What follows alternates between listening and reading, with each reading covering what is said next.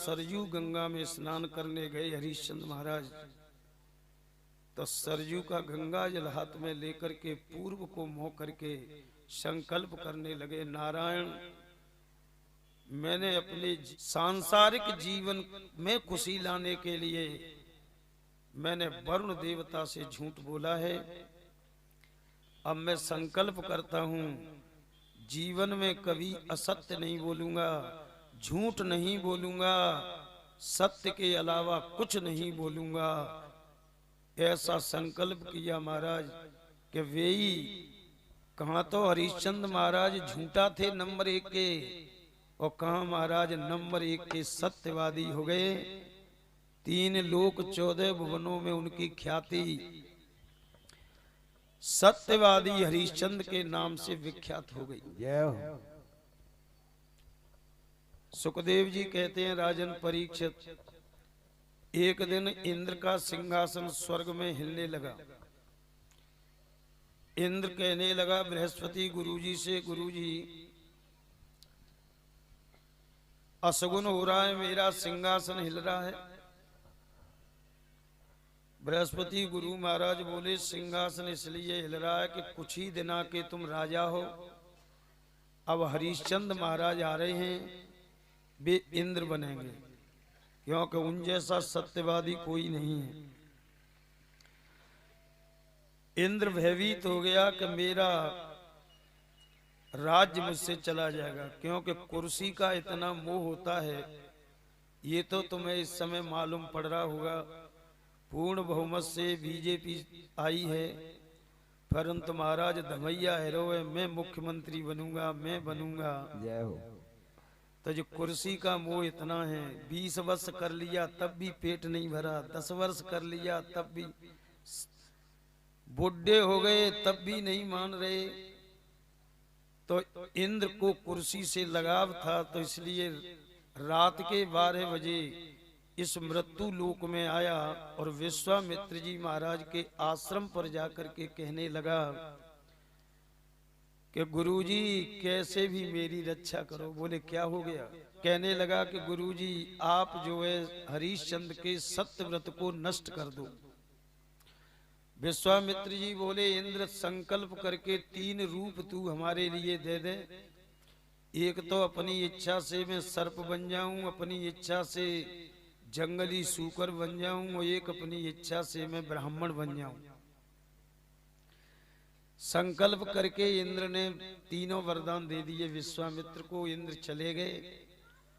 विश्वामित्र जी सायंकाल को अयोध्या में पहुंचे और हरिश्चंद्र महाराज के बगीचा को उजाड़ दिया, मालियों को मार मार के भगा दिया। हरिश्चंद्र महाराज ने कहा कि संध्या का समय है, इस समय मैं किसी जीवधारी को नहीं सताऊंगा, परंतु प्रातः काल होते देखूंगा कि वो कैसा बलंकारी है। अगले दिन सुबह 4 बजे हरिश्चंद्र महाराज सरयू गंगा में स्नान कर रहे थे। उसी समय विश्वामित्र जी महाराज आ गए। हरिश्चंद्र महाराज ने चरणों में दंडवत प्रणाम किया।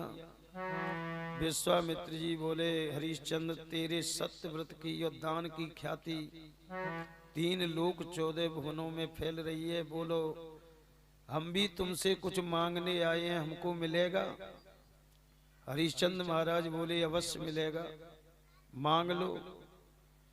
विश्वामित्र जी कहने लगे कि तुम्हारी कमर में जो चाबियों का गुच्छा लगा हुआ है, ये चाबियों को हमें दे दो। कर लो महाराज। हरिश्चंद्र महाराज जान रहे थे कि ये राज खजाने की चाबी हैं। विश्वामित्र जी संत हैं, जी क्या करेंगे, मजाक कर रहे हैं, थोड़ी देर बाद ये चाबियों को हमें लौटा देंगे, ऐसा समझ रहे थे। परंतु विश्वामित्र जी ने कहा कि देखो हरिश्चंद्र, शास्त्र कहता है किसी चीज का दान किया जाए तो ऊपर से दक्षिणा होनी चाहिए। अन्न का दान करो चाहे वस्त्र का दान करो तो उस पर रुपया, 5 रुपया, 10 रुपया रख करके करना चाहिए, वो दक्षिणा होती है।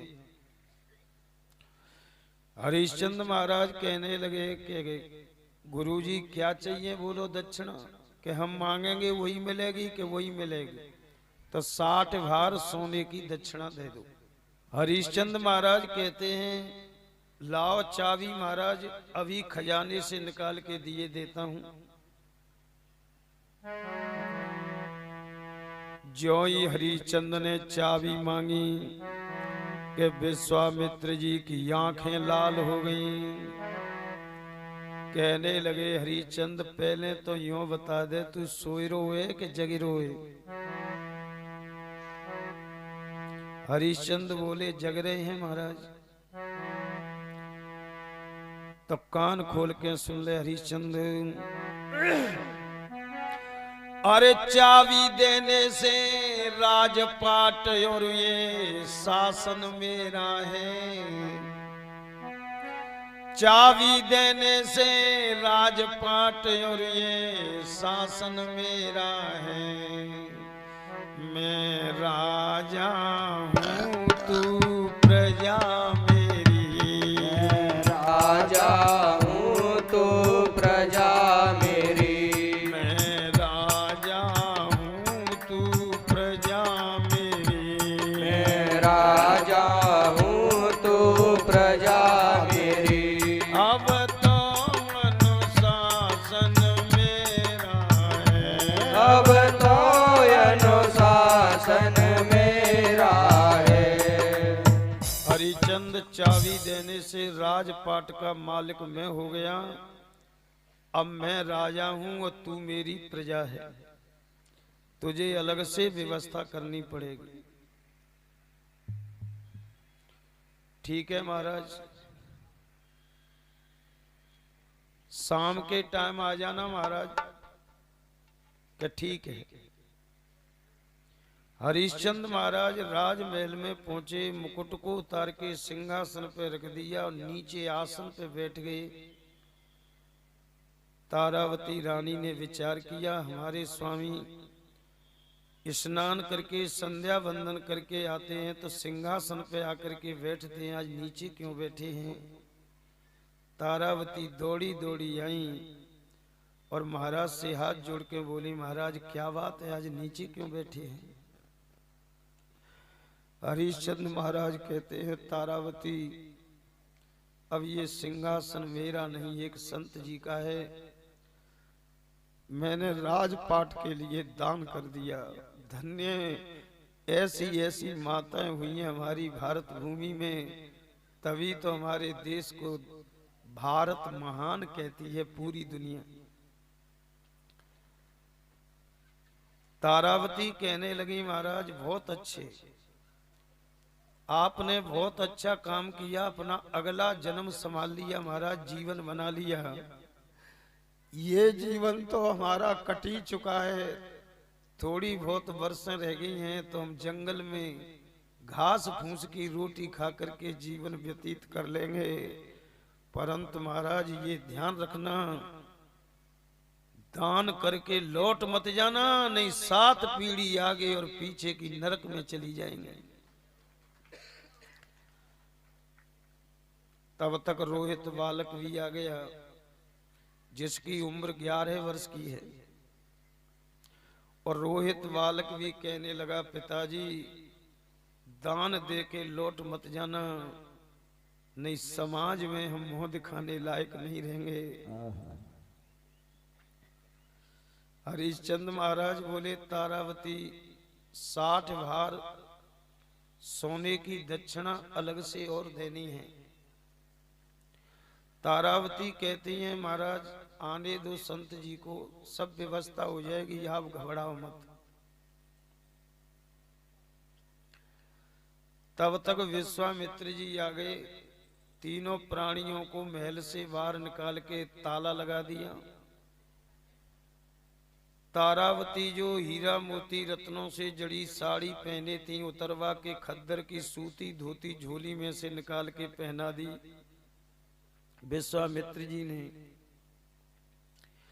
हरिश्चंद्र के राजवाने को उतरवा के खद्दर का कुर्ता पाजामा पहना दिया। रोहित के राजकुमार वाने को उतरवा करके खद्दर की सूती कुर्ता पाजामा पहना दिया। तीनों प्राणी नंगे पैर खड़े हैं और विश्वामित्र जी कहते हैं हमारी अब 60 भार सोने की दक्षिणा दे दो। तारावती हाथ जोड़ करके कहती हैं महाराज जी हम 3 प्राणी हैं और 3 प्राणियों को किसी साहूकार के यहाँ नौकरी पे लगा दो, दिन रात मजदूरी करेंगे और जो मजदूरी में मिलेगा उसे हम तुम्हारी ब्याज लगा के दक्षिणा करेंगे। जब तक तुम्हारी दक्षिणा का चुकता हिसाब नहीं हो जाएगा तब तक हम जीव पे अन्न जल ग्रहण नहीं करेंगे। विश्वामित्र जी कहते हैं तारावती ऐसा नहीं हो सकता। बोले क्यों? कि ब्याज भारो दक्षिणा और पीछे पड़े तो कुछ न। ब्याज भारे और दक्षिणा उधार नहीं होते हैं। तारावती कहने लगी तो महाराज हम 3 प्राणी हैं और जहां मनुष्यों की अच्छी कीमत मिलती हो उस शहर में जाकर के हम तीनों को बेच दो और जो बिक्री में तुम्हें धन मिलेगा उससे अपनी दक्षिणा की भरपाई कर लेना। विश्वामित्र जी बोले ये बात कायदा की आई। अब मैं तुम्हारे लिए काशी नगरी में ले जा करके बेचूंगा जहां मनुष्यों की अच्छी कीमत मिलती है। तीनों प्राणियों को विश्वामित्र जी अयोध्या से काशी ले जा रहे हैं। अयोध्या से काशी नगरी 50 कोस दूर है। नंगे पैर पैदल यात्रा चल रहे हैं। सुखदेव जी महाराज कह रहे हैं कि राजन जो रानी महलों में कभी मखमल के गलीचाओं से पैर नीचे नहीं रखती थी आज धर्म की खातिर कंकड़ों में कंटकों में चल रही हैं और बेहोश हो जाती हैं, गिर पड़ती हैं। 3 दिन 3 रात के अंदर काशी नगरी में पहुंच के विश्वामित्र जी ने आवाज लगाई कोई हरिश्चंद्र ले लो, कोई तारावती ले लो, कोई रोहित ले लो। सज्जनों उस समय काशी नगरी में एक कालू नाम का मेहतर जो बड़ा धनवान था परंतु उसके संतान नहीं थी, सोने की मोहर देकर के हरिश्चंद्र के लिए खरीद के ले गया। 40 दिन तो उसने पानी भरवाने का काम किया। इसके बाद में कालू मेहतर ने हरिश्चंद्र को आदेश दे दिया कि गंगा किनारे पर जो घाट है शमशान घाट वो मेरा है। बिना टैक्स लिए किसी के मुर्दे मत जलने देना, ये मेरा आदेश है। आज्ञा मान करके और काले रंग का कुर्ता, काले रंग का पाजामा पहन के, काला कफन बांध करके, हाथ में बांस की लाठी लेकर के 2400 घंटे शमशान घाट पे हरिश्चंद्र महाराज पहरेदारी करते हैं। इधर में विश्वामित्र जी आवाज लगा रहे हैं कोई तारावती ले लो, रोहित ले लो। तो विश्वामित्र जी ने अपना दूसरा रूप जो इंद्र ने दिया था संकल्प करके ब्राह्मण का, दूसरे रूप में ब्राह्मण बन करके आ गए और कहने लगे महाराज मेरे ब्राह्मणी नहीं है, मैं रोटियों को बड़ा परेशान हूँ। तारावती को मैं खरीद सकता हूँ। सोने की मोहरें लेकर के तारावती के लिए खरीद लिया। जब तारावती से कहा कि चलो मेरे साथ, तो सज्जनों तारावती ने ब्राह्मण के पैर पकड़ लिए और कहने लगी महाराज मेरो बेटा रोहित है, इसकी 11 वर्ष की उम्र है महाराज, बालक है, मेरे प्राणन को प्यारो है, आँखन को तारो है। मेरे बालक को कोई खरीद के ले गया दुष्ट, तो न जाने दिन रात कैसी कमाई करवाएगा। इसलिए मेरा आपसे निवेदन है, मेरे बेटा को आप ही खरीद लो। हम मैया बेटा तुम्हारे चरणों की सेवा करते रहेंगे। जय हो। ब्राह्मण की ये बात समझ में आ गई। रोहित बालक को भी सोने की मोहरें दे करके खरीद लिया। घर आते ही ब्राह्मण ने आदेश दे दिया, तारावती पूरा घर का काम तुम संभालेंगी और रोज सुबह 4 बजे काशी नगरी के बाहर जो बगीचा है वहां से मेरी ठाकुर जी की पूजा के लिए ये पुष्प तोड़ के लाया करेगा। अपने अपने काम पर नियुक्त हो गए। धीरे धीरे कुछ समय बीता। विश्वामित्र जी ने विचार किया कि ये तो अपने सत्य पे और धर्म पे रुके हुए हैं, अब तो मुझे विषयर काले सर्प का रूप धारण करना पड़ेगा जो मैंने इंद्र से प्राप्त किया है। बगीचा में पत्थर की शिला के नीचे बैठ गए। रोज की तरह रोहित लाला फूल तोड़ने के लिए आए। पत्थर की शिला में से निकल करके सर्प ने बालक को पैर में डस लिया। इतना जहरीला सर्प था कि बालक के काले पीले मुंह से झाग निकल गए। पछाड़ खा के बालक रोहित जमीन में गिर पड़ा। बालक ने मरते मरते एक शब्द कहा था कि भैया कोई मेरी आवाज सुन रहा हो तो मेरी माता तारावती से कह देना कि तेरा बेटा रोहित सर्प ने डस लिया, बगीचा में मरा पड़ा है। भैया मेरी मैया मेरे लाश को ठिकाने लगा देगी। इतना कहते ही प्राण निकल गए। विश्वामित्र जी ने सुबह 8 बजे सूचना दी तारावती के लिए कि मैं तो फूल तोड़वे आयो, मुझे तो मरो पड़ो मिलो है। उसने आवाज लगाई थी कि मेरी माता तारावती है, मेरा नाम रोहित है, मेरी मैया से कह देना। मैंने वो आवाज सुन ली, मैं तुमसे कहने आया हूं। अब वो बालक मरा पड़ा है बगीचा में, उसकी लाश को ठिकाने लगा दो। इतना सुनते ही तारावती पछाड़ खा के जमीन पर गिर पड़ी, छाती पीट पीट करके रोने लगी और सज्जनों रोती रोती ब्राह्मण के पास पहुंची कि बिना ब्राह्मण की आज्ञा के मैं चली जाती हूं तो मेरा धर्म नष्ट हो जाएगा। ब्राह्मण से कहा कि आज्ञा दे दो महाराज, मेरा बालक रोहित मरा पड़ा है बगीचा में, मैं लाश को ठिकाने लगा दूं। ब्राह्मण कहने लगे, देखो तारावती मैं तुम्हें सोने की मोहरों में खरीद के लाया हूं, मेरी बिना आज्ञा के तुम जा नहीं सकती। इसलिए पहले तो भोजन बनाओ, फिर भोग लगेगा ठाकुर जी का, फिर भोजन हम पाएंगे तब कुछ देखा जाएगा। तारावती रसोई घर में जाकर के भोजन बना रही हैं, आंखों से आंसुओं के पनारे बह रहे हैं। और सुखदेव जी महाराज कह रहे हैं, राजन परीक्षित, जिस माता का इकलौता बेटा जंगल में मरा पड़ा हो और धर्म की खातिर उस माता को रोटी बनानी पड़ रही हो तो उस माता को कितना कष्ट हो रहा होगा, ये तो माता ही जान सकती है या फिर परमात्मा जान सकता होगा, तीसरा कोई नहीं जान सकता। 12 बजे भोजन पका के सब काम करके आज्ञा मांगी, ब्राह्मण ने आज्ञा नहीं दी।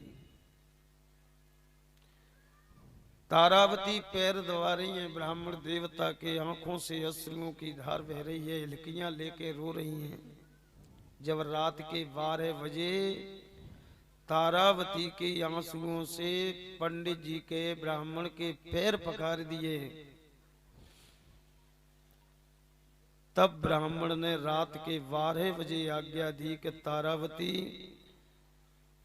तुम बगीचा में जा सकती हो, अपने पुत्र की लाश को ठिकाने लगा सकती हो, ये मेरी आज्ञा है।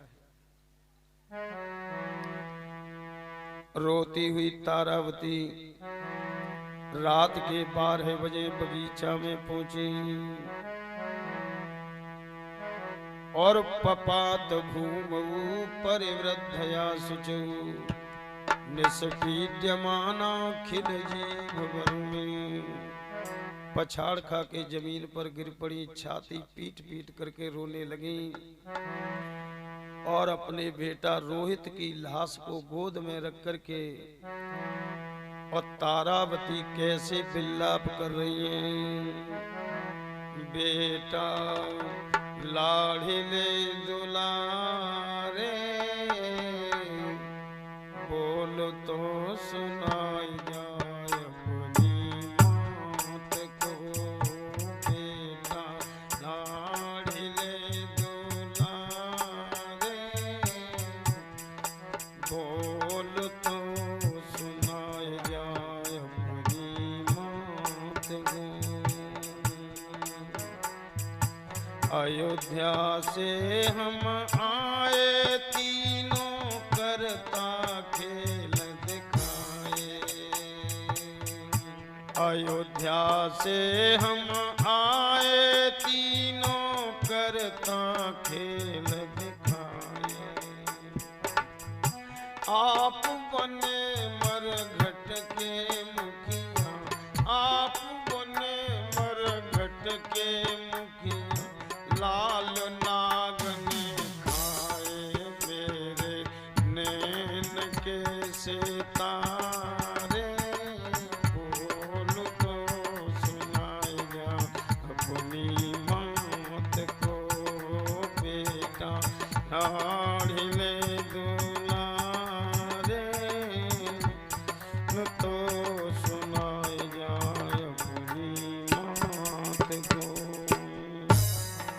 धरे घुटुअन पे लाश कुंवर की रोवे तारा रानी। धरे घुटुअन पे लाश कुंवर की रोवे तारा रानी। राजपाट धन धाम चले, राजपाट धन धाम चले। छूट गई रजधानी मेरे, मेरे प्राण होते प्यारे। बोल तो सुनाएगा बेटा लाड़िले दुलारे। बोल तो सुनाएगा। अरे विधाता अलख निरंजन हम तो भूत अभागे। अरे विधाता अलख निरंजन हम तो भूत अभागे। सुन रानी की हुक कुंक दे, सुन रानी की हुक कुंक दे। पंछी रोवन लागे बहरे नैन ते पनारे। बोल तो सुना तको बेटा ले दुलारे। बोल तो सुनाएगा अपनी मौत। जगी मूर्छा रोहित सुत की मैया ते बतरायो। थोड़ी देर को मूर्छा जगी बालक की तो का कह रो मैया से। जगी मूर्छा रोहित सुत की मैया ते बतरायो। ऋण बाकी रह गयो पिता को, ऋण बाकी रह गयो पिता की सेवा कर नहीं पायो। काम जहर के करारे।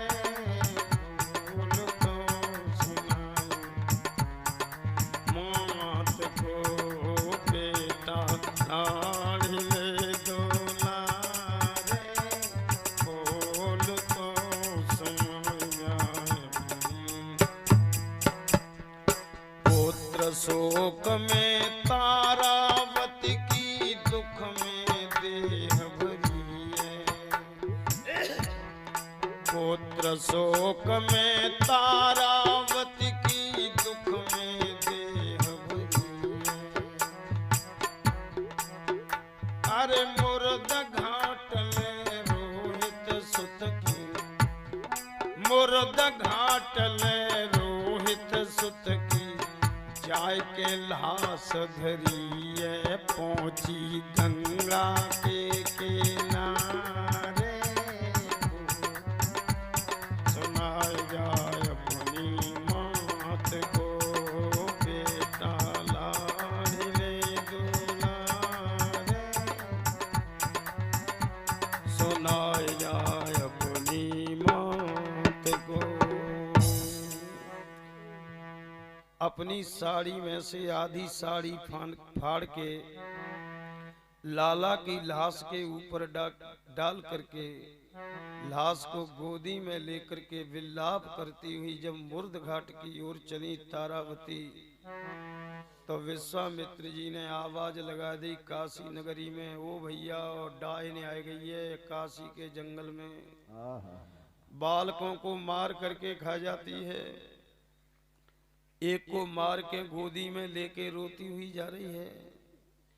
काशी नगरी के जितने भी निवासी हैं अपने हाथों में तलवार, फरसा, बल्लम लेकर के, भाला लेकर के दौड़ के आ गए और तारावती के बाल पकड़ के खींच करके कालू मेहतर के पास में ले आए और कह दिया महाराज ये डाहिन है, इसका शीश काट दो। कालू मेहतर ने हरिश्चंद्र को ऑर्डर कर दिया, हरिश्चंद्र मेरा आदेश है इस डाहिन का शीश काट के अलग कर दो।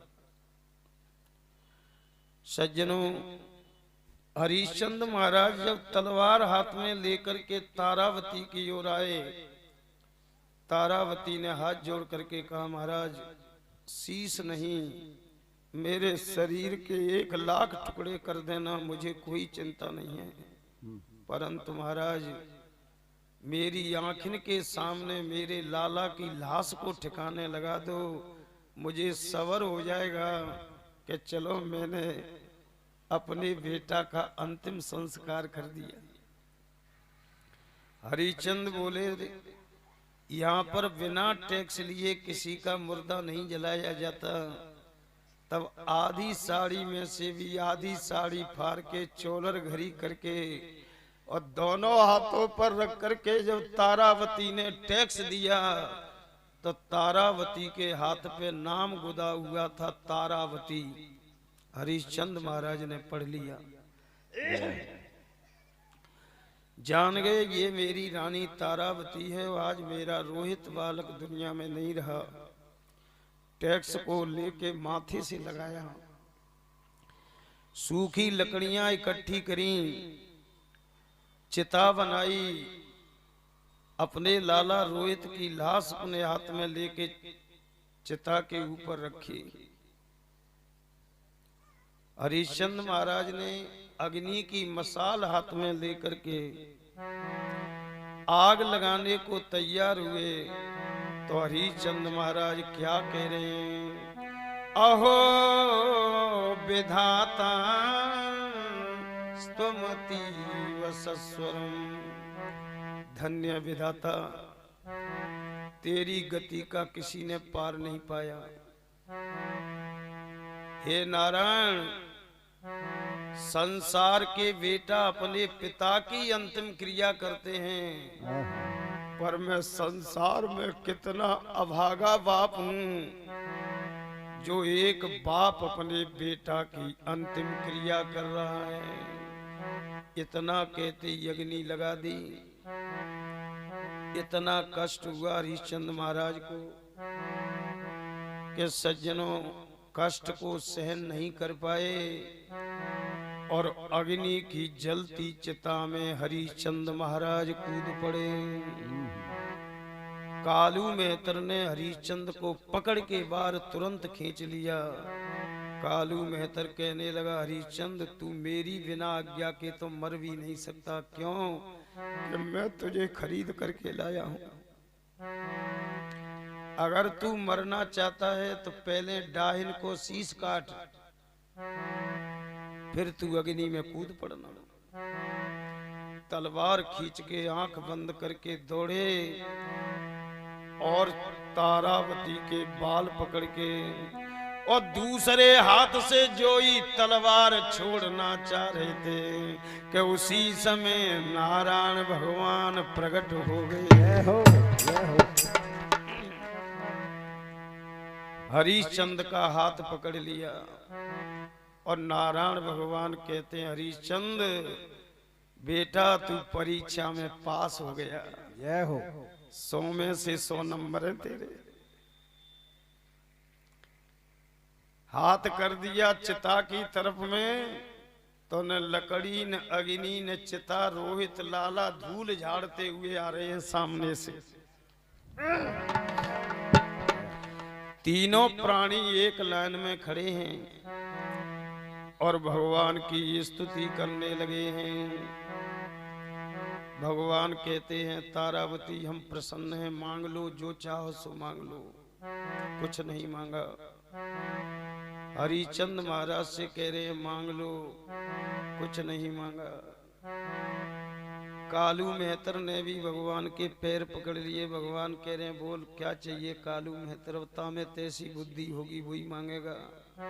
कालू मेहतर बोलो महाराज मेरा वंश खत्म नहीं होना चाहिए, बस मुझे तो जी दे दे। तो वह कालू मेहतर को वंश अब चल लो। सज्जनों, बड़े लड़के को सौंप देते हैं कार्य को। आज भी शमशान का मालिक है कालू मेहतर। जब कालू मेहतर बनारस में निकलता है ना कभी बग्घी में बैठ के, तो दुकानदार सब नीचे खड़े होकर के हाथ जोड़ के कालू मेहतर को नमस्कार करते हैं, क्योंकि ये वहाँ की परंपरा बन गई है। पहलोठी बालक होगा उसका नाम कालू रखते हैं।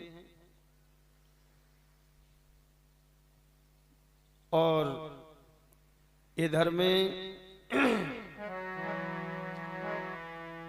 जब कुछ नहीं मांगा तो भगवान कहते हैं कि हरिश्चंद्र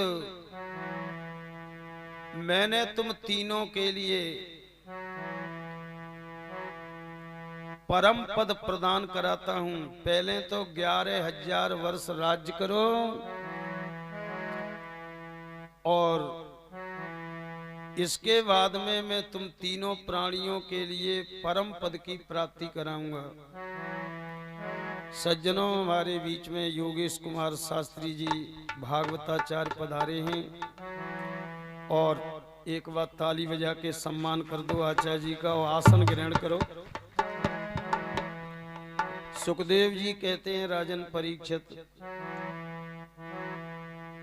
11,000 वर्ष अयोध्या में राज्य करने का वरदान दे दिया भगवान ने और परम पद दे दिया। फिर भी भगवान कह रहे हैं कि और कुछ चाहिए सो मांग लो। हरिश्चंद्र कहते हैं महाराज बिना मांगे आपने सब कुछ दे दिया।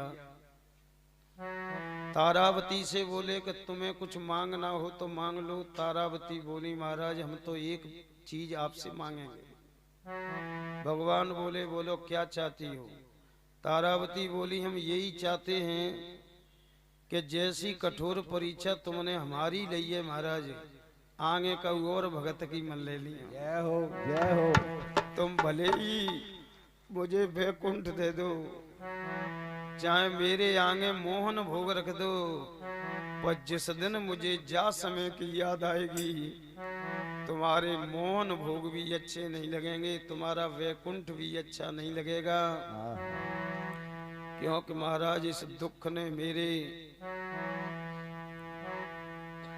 छाती में छिद्र कर दिए हैं, टुकड़े टुकड़े कर दिए हैं। भगवान ने कहा कि ठीक है तारावती, ऐसी कठिन परीक्षा मांगे किसी भक्त की नहीं लेंगे। बोलो सच्चिदानंद भगवान की जय। भगवान अंतर ध्यान हो गए। सुखदेव जी कहते हैं राजन परीक्षित 11,000 वर्ष तक अयोध्या में हरिश्चंद्र महाराज ने राज्य किया। इसके बाद में रोहित और तारावती के साथ विमान में बैठ करके स्वयं भगवान के परम धाम के लिए चले गए। जो हरिश्चंद्र महाराज के इस चरित्र के लिए श्रवण करते हैं वे जन्म जन्मांतरों के पापों से मुक्त होकर के अंत में परम कल्याण के लिए प्राप्त कर जाते हैं।